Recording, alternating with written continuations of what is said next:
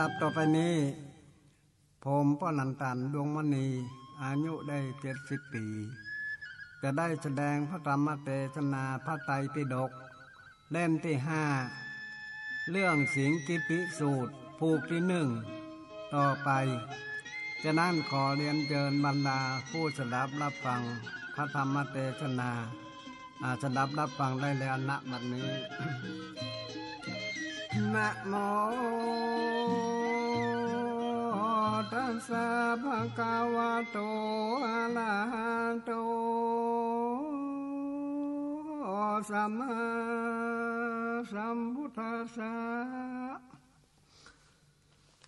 เอวะเมสุตังเอกังสัมมายังภะคะวะมะเลสุจาริกัญจาละมโนมหัตตาปิโกสังเขนะสันทิงปัญจมันเตติโกสะเตหิเยนะปาวานามามันลานังนากาลังวัตตาสาวิสาลิปิสาทาวพังลาโสทุจานาสะปูเลนจันตังลายโดยการทำอันตนว่าเวมว่าเมสุตังนี้เป็นเก้าแห่งธรรมเทศนาชื่อว่าสังคิมติสูตรอันมาในกัมปีติกานิกายปาฏิกาวักอันมหาตานันตะเทนเจ้าหากได้แสดงวิสัชญาณแก่พระอริยสาวกอรหันตเจ้าทั้งหลาย500 พระองค์มีมหากัสสปะเทนเจ้าเป็นเก่าเป็นบาดาลในเมื่อการทำสังฆบาธรรมสังฆญาณธรรมหัวตีวันนั้นกัสสปะเทโลหาแด่มากัสสปะเทนเจ้าอิตังสุตวานว่าสูตรอันนี้มีชื่อว่าสังคินติสูตรอันคาตนชื่ออนันตะหากได้สดาบละฟังมาแต่มุขะตัวลังอังว่าปากแห่งพระพุทธเจ้าก็มีแล้วกาเลในนังมีในสมัยนะกาลขัดหนึ่งสุภากาวานว่าองค์สาเลสัพพัญญูพระพุทธเจ้าแห่งเราก็ในสำเร็จลีลาจาลิกาไปในแขวงนครมามนาพอเลิกป้อมกำโดยปีกุตั้งหลาย500 ตนก่อนได้จะเดินไปถึงนครของหมู่มันพระกษัตริย์อันมีชื่อว่าปาวานตามดังได้ยินมาว่าสัพพัญญูพระพุทธเจ้าก็ได้สาธิตตามน้ำอยู่ในสวนมะม่วงแห่งนายจุนทากุมหาลาบุตรเขตเมืองปาวานครก็มีแลในกาลนั้นในห้องลงกันหลังไม้อันมีชื่อว่าอุปาตากะของพญามณราชแห่งเมืองปาวานาก็นั้นได้สร้างไว้บ่เมื่อนานก็ยังได้มีสมณะจีพามหรือว่าพุกกาลาภูได้ที่ได้เป็นมนุษย์ได้อยู่อาศัยเพื่อฝูงหมูเจ้าเป็นมันละทั้งหลายได้สาดาลาข่าวสารนาว่าพระพุทธเจ้าได้เสด็จลีลามาในแขวงมันลาพร้อมโดยภิกขุทั้งหลายมีประมาณได้500 ตนก็ได้เสด็จมาถึงนากาลปาวาเหหากดันที่3 ล้านอยู่ในสวนมะม่วง แห่งนาจุนดาโคมาลาโมได้เมืองป่ามาในกาลเมื่อนานโมเจ้าป่าวาแห่งเมืองป่าวาก็พากันเอาไปเฝ้าพระพุทธเจ้าถึงสันติอยู่ต่างคนก็ต่างถวายอัญจุลีแล้วก็นั่งอยู่ที่ศาลอันควรสมควรแก่นตนก็มีในกาลเมื่ออันเป็นเวลาสมควรแล้วก็ขาดทุนสาไว้ว่าพันเตภกวาคาแห่งพระพุทธเจ้าอันมาห้องลงการนั้นไม่หากมีชื่ออุปาตากะของหมู่มาละนี้ได้สร้างแล้วก็บ่พอนานยังบ่มีสมณพราหมณ์หรือว่าปุกละผู้ใดหาเข้าไปอาศัยสู่เตื้อผู้คานทั้งหลายขออาลาธนาดังพระพุทธเจ้าพระจงโปรดเมตตาได้เสด็จเข้าไปสถิตจำทานในโรงหลังใหม่นี้ก่อนแดดเตขันมาปัสสะปัญโยเจ้าหากสาธิตอยู่ก่อนแล้วปาลุนเจ้ามาละกันสันตั้งหลายก็ห่างจังได้ใจสอยจะแลขอพระพุทธเจ้าจงได้สถิตอยู่สำลานเพื่อพาโยจานะเพื่อความสุขแก่หมู่เจ้ามันละแหน่งนากรปาวาลาลานตอนเต้าเสียงกาละอันเมื่อนานแดดเตปีนันพระพุทธเจ้าก็ลาเนมันตนาโดยอาการตุมิภาวะอยู่มบาก็มีกันว่าเจ้ามันละตั้งหลายได้รู้แจ้งว่าพระพุทธเจ้าหากลาบอังคาลาธานานิมนต์แล้วก็จริงลูกจากอาสนะถวายกาลวะการตำปัตตกินนาแล้วก็พาการไปสู่ลงที่นั้นก็จริงพากันทุกแต่งปูลวาสาดอาสนะในห้องลงเศษสาทั่วบัวละมอแล้วก็เฮือตั้งยังมอน้ำตามพัดที่กลมไฟกันว่าแล้วกลมปาเอากันเข้าไปสู่สำนักพระพุทธเจ้าถวายคารวะแล้วก็ยืนอยู่ที่อันควรแก่นตนก็ไว้ขาดทุนสาพระพันเตคะแด่สัพพัญโยพระพุทธเจ้าในโลกที่นั้นผู้คานทั้งหลายก็ได้ปู่ยังเสือศาสตร์อันสนาพร้อมแล้วอันทั้งอยู่ยังมอน้ำตามพระที่กรมไฟและขอหากาลาธนาพระพุทธเจ้าจงสาเดลาไลกาลาบาเนกลำดับตัดแต่นั้นพระพุทธเจ้าก็ทะลงยังพาอันตราลักษาวกาแล้วก่อนถือเอาบาทและจีวรด้วยหัตถาก่อนจะเดินไปโดยภิกขุสังฆานทั้งหลายจำละยังปานตายุกาทั้งคู่ก็เข้าสู่ลงขันก็ได้สาธิตนั่งเรือเสากลางว่ายน้าไปสู่หอนปุมปะวันออกแม่นเพลงกุลตั้งหลายก็ลายังตรีแหล่งตนของเขาไปอยู่อิงฟ้าไปหลังก็ว่ายน้าจูตินสะหนปุปานั่งแม่ล้อมเป็นปริวารพระพุทธเจ้าก็มีแล้วส่วนนั้นแม้นว่าหมู่มันดาแห่งเมืองป่าวากอมปาการเล่ากันลังตีนแห่งโปรดแล้วก็เข้าไปสู่ลงการ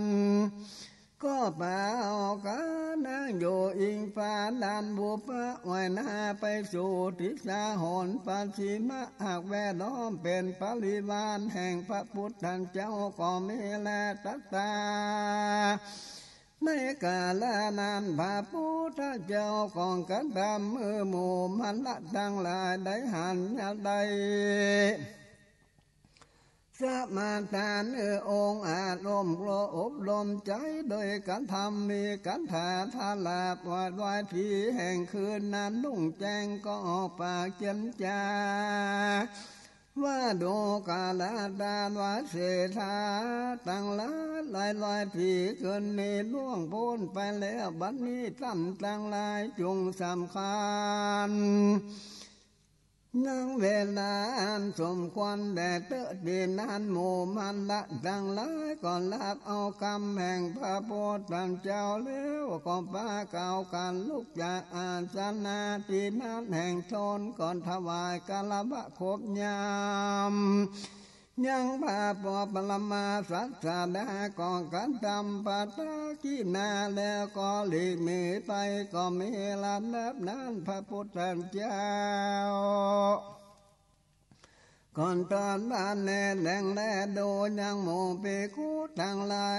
นั่งสงบอยู่แล้วจึงกล่าวแก่พระปาสาลีมุตโตเทลาเจ้ามาดูลาสาลีบนเปียกูผู้สังฆาผู้สาปาสาจากยังถีนเมนทาสาลีผู้จงแสดงธรรมเมกถาแก่เปียกุทั้งหลายเล่าตันดากาตาหากปวดเมื่อยหลังจังพักนอนก่อนจะแลที่นั้นพระสาลีบุตรก่อนทูลลาบเอากามแห่งบาปตันเจ้าแล้วก็ลำดาทัดแต่นั้นพระโพธิ์เจ้าจึงสั่งปู่ยังพาสั่งการที่เป็นจีจันแล้วก่อนจะเด็ดนอนโดยอาโลสมเด็จดีสีหาภัยใส่หน้าโดยข้างกำขวาแล้วก็เหลื่อมยังปาตายุกะขึ้นซ้อนกันก็มีฟาสัตถีสัมปสัญญะกันตามข้านายว่าจากลูกขึ้นไว้ในเหมือนหอลานไทยก็มีวันนั้นในกาละนั้นส่วนว่าเป็นกาละหานาทาบุกบูดก็ได้การตามกาละอันตายไปเมืองในเมืองป่าว่าบ่เมื่อนานเต้าใดพอเหตุแห่งนิกาลานาทาก็หาการตามกาละกิเลสอันตายไปแล้วโมนิกาลธาก็เพียงแต่แยกแบ่งเป็นสองจำพวกก็เพียงเพียงกันแต่ก็กล่าวแกงเทียนแทงโดยการโดยหอกคือว่าปากว่าตานจากโลถึงดามมีนายนี้บ่ได้เป็นสันได้ท่านก็รู้ตัวยังทำมีนายนี้ได้เล่าท่านปฏิบัติบอกมาปฏิบัติผิดเราบอกผิดมาที่มาถูกแล้วก็อันมาของเราก็ยังมีปัญโยชนะและกรรมของท่านหาปัญโยชนะบ่ได้คำที่ควรกล่าวสอนกลานปล่อยว่าหาเอามากล่าวนั้นปาล้วนกล่าวจริงก็ตามว่าปล่อยล้นว่ามาก่อนเสียนั้นแลสิ่งที่ท่านปานปีมาเป็นการผิดมากนักและว่าของท่านหากถูกยกออกเสียแล้วท่านถูก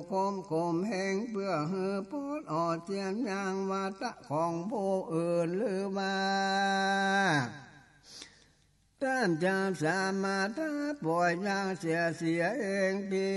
อันเป็นดังนี้เหตุอาหารมาว่าอันเละแต่ความตายถ้าเดียวเท่านั้นที่เป็นไปในหมู่นิกาลาทาสามกะแห่งโยนิกะนาถ้าบูถึงพวกอันสาวกะแห่งนิกันธานาถ้าบัวฝ่ายคือหานุ่งขาวห่มขาวบ่เบื่อบ่กายโดยเสียความรักรู้สึกแต่ว่าจะถอยหันโหนถอยในนิกาลธาทาสาวังกาแห่งนิกานาทะบูตรอันนี้เป็นเพราะทำบินในอันเป็นกันนาทาบูตร กาไว้บ่มันบ่เที่ยงหากาไว้บ่ดีต่อเป็นนิจนิญาณิกะธรรมบ่เป็นไปในการสวงสงบล้ำงาบ่ใจธรรมอันพระสัมมาสัมพุทธเจ้าหากาไว้เป็นธรรมที่การตำอนทลายเสียแล้วเป็นธรรมที่อันที่เปิงอันสัตไลบ่อนได้ในการละน้ำส่วนพระมหาสารีบุตรจริงนำเอาเรื่องนี้กะนาทบุตรการตามกาละอันตายไปนั้นโมนิการละฐานาทสาวกาอาแตกแง่องค์จังการที่อย่างการว่าทำเด่นในแห่งนิกานาถาบุญหากาไว้บอดีดังอันเพื่อเฮเปกุได้รู้ทั่วกันว่าแล้วก็เฮเปกุตั้งหลายรู้แจ้งว่าผู้มีอายุตั้งหลายส่วนนั้นว่าทำอันนี้อันพระพุทธเจ้าหอมโมเราตั้งหลายได้ตาลาทำแดงนางเทศนาไว้ดีแล้วหาเป็นนิญานี่การดามเป็นไปเพื่อการสางบล้ำงาเป็นอันหนึ่งอันเดียวบอกควรดีกล่าวแข่งท่าการในธรรมว่าอันท่าการต่างๆที่ผมมาจากนี้หากจะตั้งอยู่ยืนนานนี่ควรเป็นไปเพราะประโยชน์จะนะเพื่อแผ่เพื่อให้ความสุขแก่เทวดาและมนุษย์โลกทั้งหลายดูกาลตานผู้มีอายุดังหลายอันว่าทำอันใดเล่าจาติพระปรมาสัสดาได้สละเทศนาไว้ดีแล้วก็จะโปรเปล่าข่าวได้โดยดีแลเป็นนิญาณิกะธรรมเป็นไปเพื่อความสงบละมับดังที่กล่าวมาแล้วนั้นดูกาลผู้มีอายุดังหลายทำอันหนึ่งที่พระพุทธเจ้าในตาลงหันแจ้งรู้แจ้งในพระสัมมาสัมพุทธเจ้าอรหันตพระองค์นั้นห่างตาลานเปตันด้วยจอมีรวยตีและดามัวเหล่าตั้งหลายผู้เป็นสาวกาลิยะสังฆาอันตัวกันคนกันดีในสังกัญญาณาอันเป็นอันหนึ่งอันเดียวบอกควรแต่งแยกกันในธรรมนั้นและโดยเหตุการณ์ด้วยประการที่ผมมาจาริญะนี้ก่อนได้ตั้งอยู่เมื่อนานอันนี้ก็ควรเป็นไปเพื่อพาโยจันนะเพื่อความสุขแก่คนทั้งหลายอันนั้นเพื่อการสหสังคโลกเพื่อเป็นอาโยจันนะเพื่อความสุขแก่เทวดาและมนุษย์โลกทั้งหลายธรรมอันหนึ่งเป็นสันใดสัตว์ต่างหลายอันตั้งดันใดพระพออาหารและสัตว์ต่างหลายอันตั้งอยู่ในใดเพราะสังขารดูกาลภูเมยุตั้งหลายธรรมหนึ่งนี้และพระพุทธเจ้าพระองค์ได้เทศนาไว้ดีแล้วหมู่เราทั้งหลายควรสั่งกันนาเป็นอันเดียวกันบอกควรแบ่งแยกจากกันให้ทำอันนั้นโดยพระการที่นี้ผมจริญานี้ก็หาชมความนั้นเยินยาเมื่อนานและขอเนื่องนั้นและควรเป็นไปเพื่อพโยชนะสันนันโดกาลาบุญโสทั้งหลายธรรมันทวนสองที่พระพุทธเจ้าพระองค์นั้นหากได้เทศนาไว้โดยชอบดีแล้วทำทวนสองนั้นคือว่าเป็นจันใดธรรมันทวนสองนามฐานนาม ก็นามานามอาเบญจาการบรรลุแจ้งกัดดังภาวะตัณหาการทานทนาในภาวะความหันว่ามีกาความหันว่าบ่มีความบ่ละด้วยความบ่เกรงกลัวและความละอายกับความเกรงกลัวความเป็นผู้ว่ากล่าวสั่งสอนยากกันงากับดับความเป็นผู้มีสหายอันชั่วจ้าความเป็นผู้มังให้กับเป็นผู้มีเกี่ยวสหายคำที่ดีและความเป็นผู้จะเลวสลัดในอามาติและความเป็นผู้สลัดออกจากสาอาปัตติความเป็นโมสลาดในสัมมาบาทและความเป็นโมสลาดออกจากสัมมาบาทความเป็นโมสลาดในธาตุก็ความเป็นโมสลาดในนานาธิการความเป็นโมสลาดในอัญญตานะความเป็นโมสลาดในปฏิจจสมุปาทะความเป็นโมสลาดในฐานะที่คือมาเหตุที่ใดเป็นไปได้ก็ความเป็นโมสลาดในฐานะคือว่าเหตุที่ใดบ่เป็นไปได้ความเป็นผู้ชื่อสายก็ความเป็นผู้อ่อนละเอียดความเป็นผู้มีความเหมาะกับความเป็นผู้ความสงบกล่าวไว้ว่าการมวลบานและกับการตอนละความกับความบิดเบือนก็ความมาสะความใสสะอาดกับความมีสติกันวงเริ่มกับความมีบ่มีสัมปชัญญะสติกับความสัญญะความเป็นผู้บ่ปกป้องรักษาวันในอินทรีย์ทั้งหลายกับความเป็นผู้บ่รู้จักประมาณในปานุจนาแหล่งความผู้เป็นผู้ปกป้องรักษาวันอินทรีย์ทั้งหลายก็ความเป็นผู้รู้จักประมาณอย่างปานุจนาและกำลังที่เกิดแก่การพิจารณากับละกำลังที่จะการอบรมกำลังก็คือว่าสติกำลังเกิดมาสมาธิสมาธิกับวิปัสสนานี่ที่เกิดบ่สมาธิกับนี่ที่เกิดของการกันทำความเปลี่ยนกับความบ่พุ่งสร้างความเมตตาแห่งศีลกับความเมตตาแห่งปฏิญญาทิฏฐิการเทิงพร้อมแห่งศีลโดยความพร้อมแห่งทิฏฐิกับความหมดใจแห่งศีลกับความหมดใจแห่งทิฏฐิการหมดใจแห่งทิฏฐิเครื่องจังเปลี่ยนของโมมีทิฏฐิความตกใจกับโดยความเปลี่ยนโดยความอ่อนละเอียดของผู้ตกใจในธรรมมันเป็นที่ตั้งแห่งการตกใจความเป็นผู้บ่อนสันโดษในธรรมเป็นผู้มีกุศลเป็นคนผู้บ่อนถอยที่หน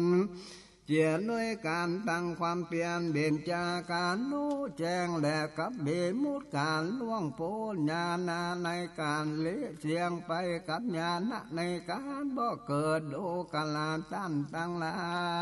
ยถ้าเมบาเปสองภาการพวกนี้อันสัพพัญโญปะพุทธเจ้าตนนาเทศนาไว้ดีแล้วพระธรรม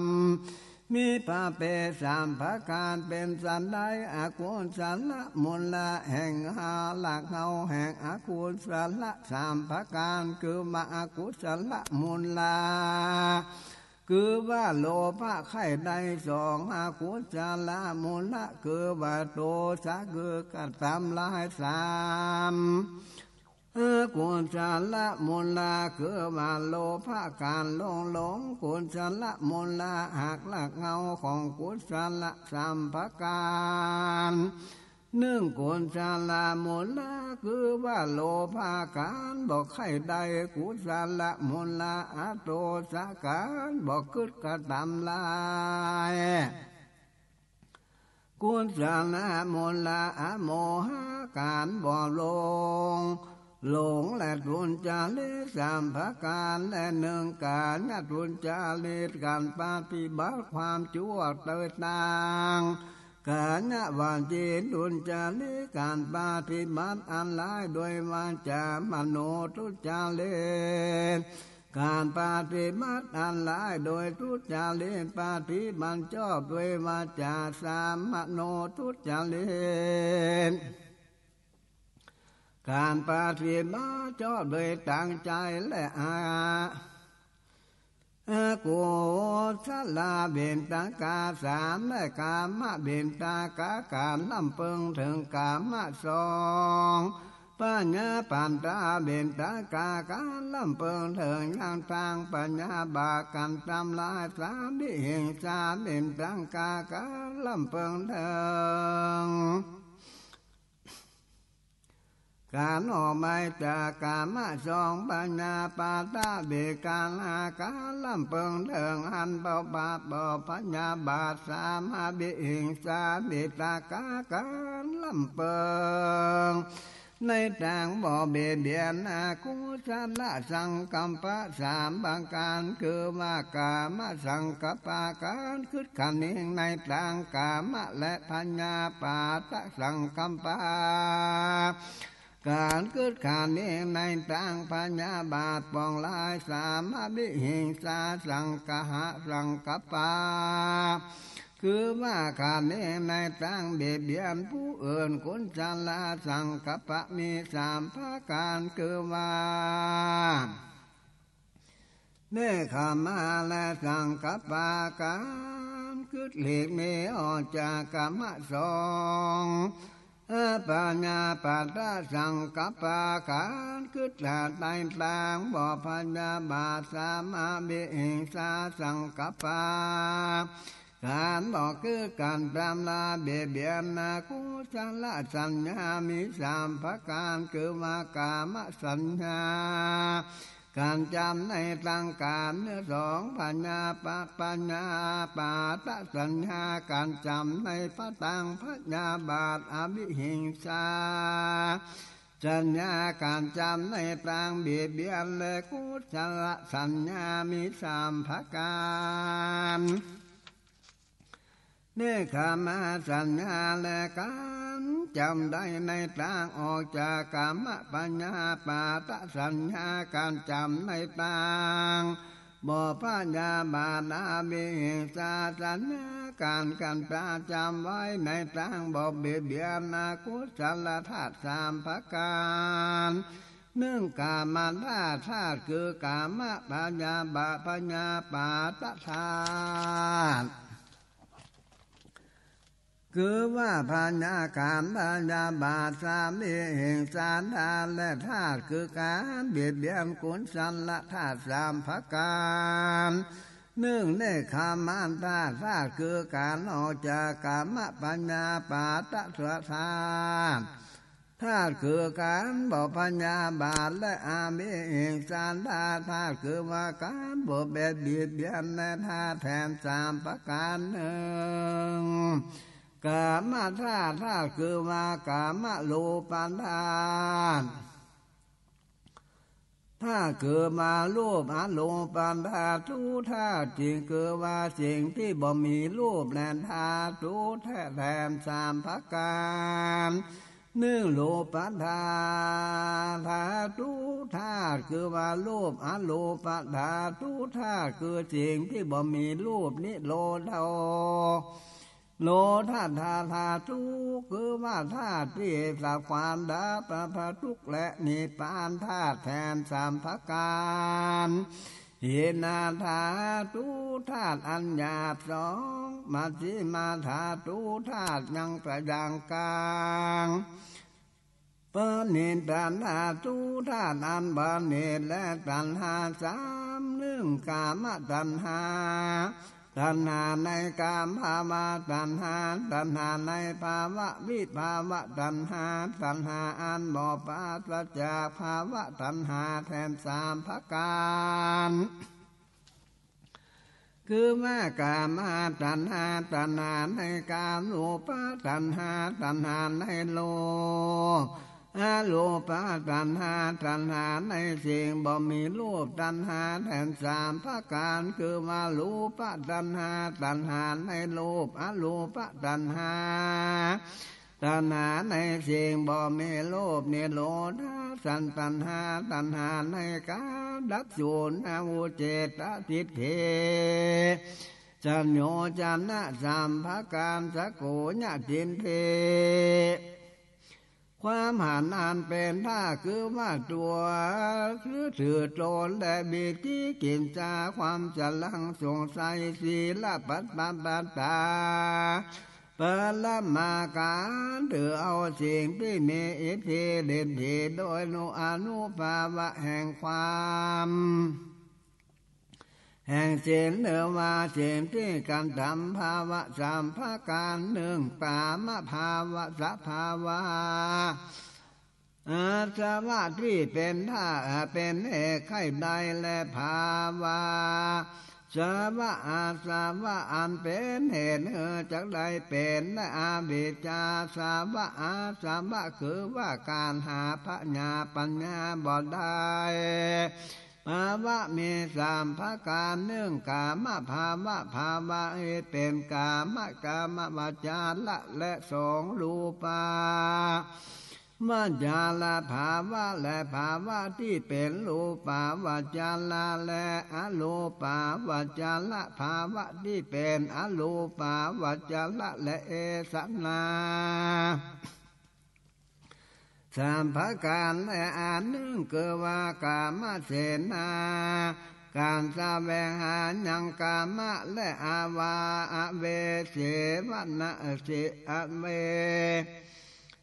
สนาการแสวงหาภาวะสามพรหมจาริณเวทเวสนาการแสวงหาพรหมจาริณศีลธา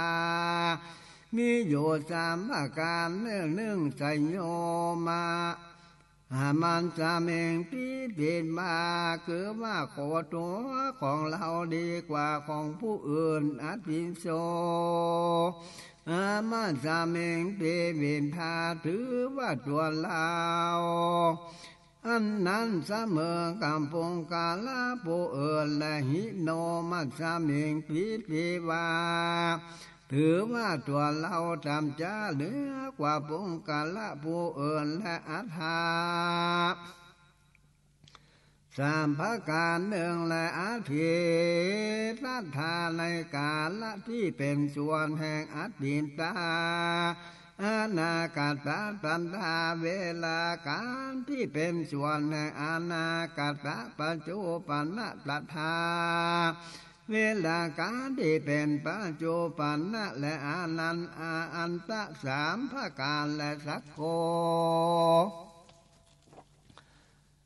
ญาอันตะส่วนอันว่าถือว่าเป็นร่างกายของตนและสักโกญาสมุตตะญาอันตาส่วนถือเอาป้าเป็นเนื้อบ่วังเกิดการแห่งตนและสักการที่นิโรธอันตาส่วนที่ถือว่าเป็นของลำดาและทิลากายแห่งตนและเวทนาสามภาการสุขเวทนาการได้สะเวยอาลัมมานะที่เป็นสุขและสองทุกขเวทนาการได้สะเวยยังอาลามานะที่เป็นสุขและสามาทุกขมาสุขานะเวทนาการได้สะเวยอาลัมมานะที่บ่อนใจสุขและบ่อนใจทุกข์และทุกขันตาการเป็นทุกข์มีสามประการทุกขเวทนาทุกขันตาการตามทุกข์ผ่อนทุกข์เพราะทุกข์และสังขารและทุกขาการเป็นทุกข์เพราะสังขาร วิปาลินามาทุกขาตาการเป็นตู้พอการที่เป็นแผนในสังขาร143ประการมีสันตานิญาตะ104การคือว่าการที่พิแห่งอันแน่แต่สัมมาตานิญะ104กองคือว่าการถูกต้องอันแน่แต่และ3อานัญญาตา104กองแห่คือว่าการบ่แน่แต่กอดสากังคาการสลังสงสัยมี3ประการปลาละภาการละคือว่ากาละอันล่วงไปแล้วบ่เหิมเบิ่นนานบอกก็มาสลังสงสัยแอบแฝงบ่เชื่อแต่ไปได้คือว่าบ่อยู่บ่เชื่อบ่เลื่อมใสและอัปปาลากาละมันโจปานะอันโยมาจุมือโจมาแล้วก็มาเกิดความสันหลังสงสัยแฝงโยบ่เชื่อแต่บ่เลื่อมใสการที่ผ่านตัณหาการพระเจ้าบ่ได้ลังสาไว้นิโย3ประการดูกาลานตานโมเมอายุดังลาตถาคัตสัมมาสัมพุทธันเจ้ามีกาณสัมมาจาลาอันบริสุทธิ์ปัจจาคัตสัมมาสัมพุทธันเจ้าได้ปฏิบัติโดยการนั้นการทำชั่วร้ายโดยการที่พระพุทธเจ้าได้นาสาไว้ตั้งไว้ในหอลันไทยว่าผู้กาลาผู้อื่นทั้งหลายอย่าได้รู้ยังการปฏิบัติอันหยาบช้าโดยตากาโดยตาหน้ากาหน้าของเรานี้ดังนี้ดูละ2ดูกาลาตาผู้มีอายุทั้งหลายตถาคตสัมมาสัมพุทธเจ้ามีว่าจิสัมมาจาระอันบริสุทธิ์และตถาการตบ่ได้ปฏิบัติอันหยาบช้าโดยทางวาจาที่พระตถาการตจักต้องได้ละชาไว้โดยหอลันไทยว่าผู้กาลาผู้อื่นจะได้รู้ถึงการที่ปฏิมาชั่วร้ายทางวาจาของเราดังนี้และดูกาลาต้านผู้มีอายุทั้งหลายพระทันทากาตสัมมาสัมพุทธเจ้ามีมโนสัมมาจาลนะบริสุทธิ์และพันธันทากันตาสัมมาสัมพุทธเจ้าบ่ได้ปฏิบัติอันหยาบช้าในตั้งใจที่ผ่านตันทากันตาหาได้นาสาไว้ก่อนตั้งหอละไทยมาผู้กาลาผู้อื่นจะเลยรู้ถึงการปฏิบัติอันชั่วร้ายตั้งใจของเราดังนี้บ่ได้มีแลกินจนะอันเป็นของกังวล3ประการคือมาลากะกินจนะของกังวลคือว่าลากะและ2โตถ้ากินจันนาของกังวลคือว่าเทสะและโมหะเกินกินจันนาและของกังวลคือว่าความโมหะอาคิคือว่าไฟมี3ประการลากากิไฟคือลากะและโตสักกิคือว่าไฟคือโตสะและโมหะสักกิไฟคือว่าโมหะอากิคือว่าไฟมีแถม3ประการอนุลานุสัญญาอนุกาทิไฟคือว่าอาหูในหน้าปุกาลาที่เราควรปูจาและ2ตะกีในหน้าอากีไฟที่ในหน้าปุกาละที่เราควรละดังเกณะและกังอาปาติปันตากีไฟอันที่กังอาปาติพ่อเลือนรูปสังขาร3ประการคือว่ามีสัตว์ลักษณะรูป รูปที่เปลี่ยนไปโดยของลานเปลี่ยนเทียมและของเทียมตามสองอาเนญตันสันนะตันติขาลูปารูปบ่มีของอันเปรียบเทียมและแต่ก็เป็นไปโดยของอันถูกต้องอานิจจาอานิจจัสสานะสัมปติขาโลภะรูปบ่มีของเปรียบเทียมบ่มีของทินตามได้สังขารละวันสาภาวะอันเป็นผู้ตกแต่งสามประการบุญญาพิสังขารพิสังขารคือว่าบุญและบุญญาพิละสังขารอาภิสังขารคือว่าบาปเป็นผู้ตกแต่งและสารนาเนจัญญาอานิจัญญาภิสังขารละอาภิสังขารคือว่าอาเห็นจาและธรรมที่บ่หวั่นไหวปุกาลาสามประการคือว่าเสขะปุกาลาโพจักใดลำเลียนโยและอาเสขะปุกาลาคือว่าปุกาลาโพพ้นจากการลำเลียนแล้วและเนวาสังสขาเนวาเสขา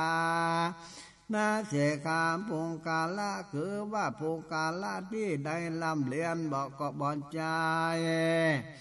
จากบ่ได้ลำเลียนก็บ่ใจเถระมีสามทางการและจาติเถระเจ้าโดยสาธรรมเถระเป็นพระเถระโดยธรรมสามุทิเถระพาเป็นพระเถระโดยการสมมติบุญญาเกลิญะบาทุคือว่าเป็นสิ่งที่ตั้งแห่งการบำเพ็ญบุญมีสามประการคือว่าตานะนามาตานะไมญะการทำบุญโดยการบริจาคทานศีลไมญะแด่บุญที่สมเร็จโดยการรักษาศีลภาวนาไมญะและบุญอันสำเร็จโดยการภาวนาเหตุอันเป็นที่สมอันที่สมเด็จโดยโจทนามีสามประการคือว่าทิเทนะโดยอาการ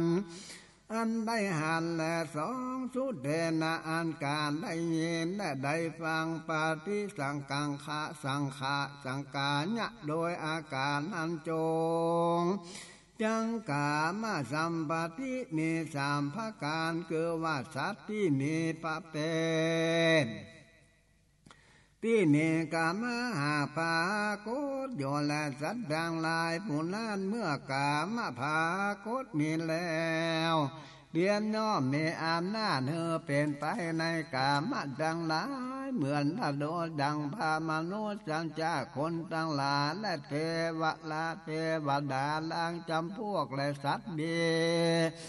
นี่ปัจจาลังจำพวกสันนั้นอันนี้ก็เป็นกามะอภูปาลิตัตอุปาทิอันทวนหนึ่งและสองเศษตาสัมภเปติเนลามิกามะใดนิโยในสัตว์ดังหลายพวกนี้แดนนี้มิดแล้วแดนเจียมยอมมีอำนาจเป็นไปในกามะดังหลายเหมือนดังเทวดาอันโยนิมาลาติสันนันและนิหาเป็นกามะปันเตอันทวนสองและสามสัพพะเปตที่มีผู้อื่นหาเนลามิตคือกามะเนมีอยู่และสัตว์เหล่านั้นเพียงย่อมมีอำนาจเป็นไปในกามะทั้งหลายที่มีผู้อื่นหากเนลามิตเหลือแล้วเหมือนมนุษย์จะดังเทวดาและโมนิมิติสวัสดีฉะนั้นแลอันนี้ก็โดยกามอุปาทิอันทวนสามได้สุขอุปาสัมปติสัมภการหนึ่งและเสสัตนะสัตตาเปที่มีความสุขเกิดขึ้นแล้วอยู่ในสุขก็ดีก็มีอยู่และเหมือนดังเทวดาโยพรหมจาริกาและดุพรหมกานิกา ท่านนั้นและอาเนหาเป็นอุปาทิสุขอันทวนหนึ่งและอันทวนสองสัตว์ประเภทที่อิ่มบริบูรณ์อันถูกโดยการทุกมีอยู่และสัตว์ทั้งหลายผู้นั้นดังเตือก็ได้เบ่งบัญญัติวาจาว่าเป็นอุปาทานนะว่าสุขขอนอสุขหนอดังนี้เหมือนดังเทวดาโยนายาสาปาวาสันสันนั้นและอันนี้ก็เป็นโดยสุสัมปติอันทวนสองและสามสัตว์ประเภทที่อิ่มบริบูรณ์ถูกด้วยความสุขมีอยู่ละสัตว์เหล่านั้นหากยินดีเสวยยังสันนิกาสันนิและอันนี้เป็นสุขอันทวนสามและปัญญามีสามประการคือว่าเสขาปัญญาที่เป็นของพระเสขาและอาเสขปัญญาคือว่าปัญญาที่เป็นของพระอาเสขะและสามเนวะสะเสขานาเสขาปัญญาอันเป็นของพระอาเสภาเสขาก็บ่ใจที่เป็นของพระอาเสขาก็บ่อนใจและปัญญามีแถมสามประการคือว่าจินตามะปัญญาอันโสมเล็ดโดยความคิดกันเองและสุตามัญญาปัญญาอันมีการได้ฟังและภาวนาญะมาปัญญาอันนี้โดยการอบรมมุอาวุธสามประการคือว่าสุตตาอาวุธคือว่าอาวุธคือการฟังปาลิเวกาวุธนานอาวุธคือว่าความสงบและสามปัญญาวุธอาวุธคือว่าปัญญาอินทรีย์สามประการอานันตาญญาตานะมิจฉาทิฏฐิได้ยินที่ปาที่เกิดแห่งปูปาที่มัดกมาโดยคือว่าเราจะรู้ธรรมที่เรายังบ่รู้และโสนตามปฏิปกะญาณและสองอินทรีอินทรีคือว่าการถลัดรู้ญาณและในฐานะ16 แห่งตังแต่โสตาปันติขึ้นไปและสามอัญญาตาวินทีและอินทรีย์ที่การรู้ทั่วถึงอรหันตาและจักขุสามคือว่ามังสาจักขุเตือ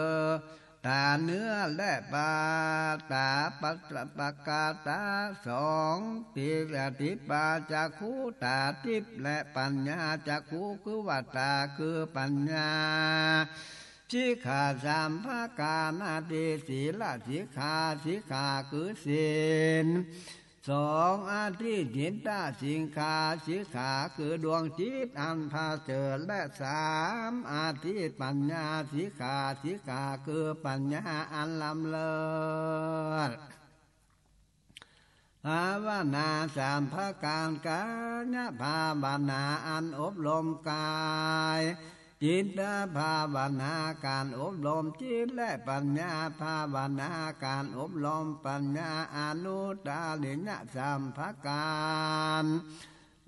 ทัศนุ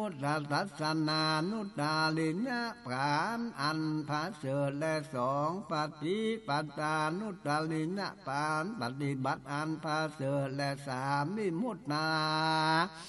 นุตาลิญาการล่วงพ้นอันพาเสริฐแลสมาธิสามประกา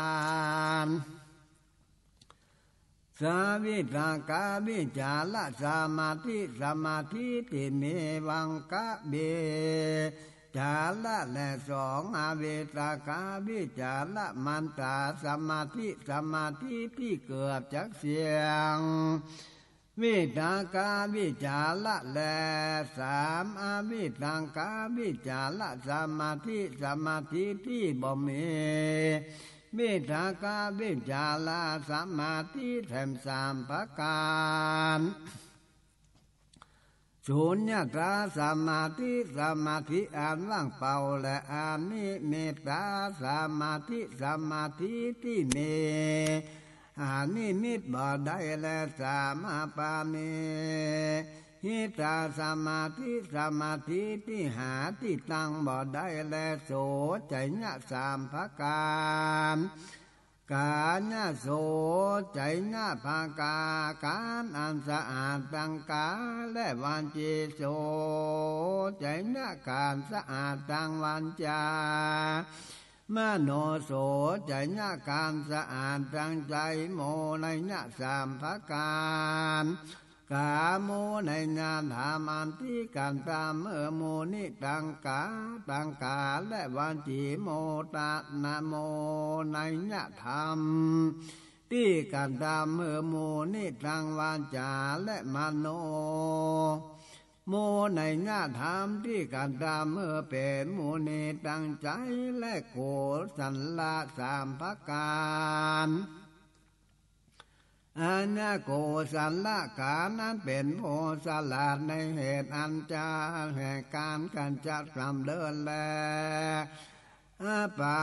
ญญโกสัลละกานั้นเป็นผู้สลาดในเหตุแห่งการเสื่อมและอุปาญะโกสัลละการสลาดในการอุบายคือว่ารู้จังปันเตมาโตนมาตาคือว่าการเมามีสามประการและอาโลการตะมาตาการเมาในการบ่มีโลกและโยปานาโมโตมาตาและการมัวเมาในการเป็นหนุ่มเป็นสาวกาติมันตาการมัวเมาในจาตอาทิปันไตสามประการและอัตตาทิปันไตการนิโตนเป็นใหญ่โลกาทิปันไตการนิโลเป็นใหญ่และธรรมาทิปันไตการนิธรรมเป็นใหญ่กัตถาวัตถุสามประการเนื่องผาโลภการส่วนอดีตละถอยกาวถอยกรรมว่ากาละที่ล่วงไปแล้วใดนี้ดังนี้แลสองผาโลกการส่วนอนาการตากล่าวถ้อยกามเลยว่ากาละที่มาบ่มาบังเกิดถึงจิมาดังนี้และสามผาโลกส่วนที่เกิดมีเคินและเฉพาะในกาละบัดนี้กล่าวถ้อยกามว่ากาละที่เกิดขึ้นในกาลาบัดนี้เป็นอยู่อย่างนี้อวิชชาสามประการอวิชชาคือการรู้จักละลึกถึงชาติและในกาละเมื่อก่อนใดวิชชาคือว่าการรู้กำหนดตาและเกิดของสันทั้งหลายสามวิชชาคือการรู้จักกันตามมาสวะเสียงไปวิหารธรรมสามประการคือว่าหนึ่งทิปะวิหารธรรมที่เป็นของแห่งเทวดาสองพรหมวิหารธรรมอันเป็นของแห่งพรหมสามอริยวิหารธรรมอันเป็นธรรมของพระริยเจ้าและปาฏิหาริยสามประการอิทธิปาฏิหาริยาฤทธิอัศจรรย์และอาเทศนาปัตตาปฏิหาริยะดังใจอันอัศจรรย์สามอานันมนุษย์ชาตินี้ปาฏิหาริยะคำสอนนั้นเป็นอัศจรรย์โดกาลาผู้มีอายุดังหลายธรรมที่มีพระเป็นนามสามผู้นี้และอันสัพพัญโญปะพุทธเจ้าโพธโลเป็นอนันตาอรหันตาสัมมาสัมพุทธเจ้าได้เทศนาไว้ชอบแล้วหมู่เราทั้งหลายด้วยการควรสั่งกัญญาเป็นอันเดียวกันบอกควรแบ่งแยกกันในตามโดยพังการที่ผมมันจะลินาคือว่านี้เหือยืนยาวตั้งอยู่ในกาละเมื่อนานอันนี้ควรเป็นไปเพื่อประโยชน์จะนะเพื่อความสุขแก่คนทั้งหลาย พื่อสังฆาแก่โลกเพื่อพโยชนะเพื่อแผ่เพื่อความสุขแก่เทวดาและมนุษย์ทั้งหลายพระธรรมเทศนาดีภาษาลิบุตรเห็นเจ้าหาได้เทศนาธรรมมีคาถาวันนาธรรมอ่านพระเภทหนึ่งพระเภทสองพระเภทสามแก่ภิกขุดังหลายดังนี้แล้วในวันนามีธรรมประเภทสี่ต่อไปแทนไปนาและได้เบสัจนาธรรมเทศนาในสังฆิภิสูตรผูกที่หนึ่งก็บังกมสมเลสาเด